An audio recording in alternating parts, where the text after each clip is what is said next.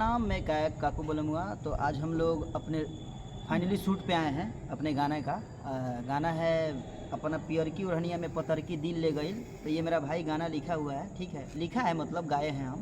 और मेरा ये गाना काकू बोलूँगा एंटरटेनमेंट पे है। तो आप लोग ज़्यादा से ज़्यादा प्यार दें, उसको आशीर्वाद दें और लाइक करें या सब्सक्राइब करें मेरे चैनल को, और मेरे गाने को थोड़ा ले जाइए आगे तक।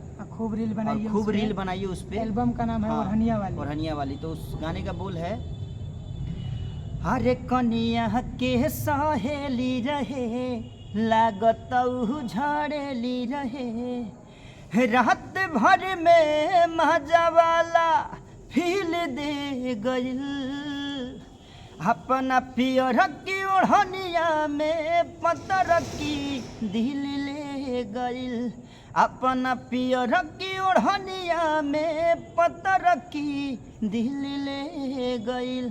तो इसका वीडियो आज शूट है, तो जल्द ही आएगा आप लोग के बीच, 2 दिन में। तो आप लोग वीडियो को भी ज़्यादा से ज़्यादा प्यार दीजिएगा, ठीक ना।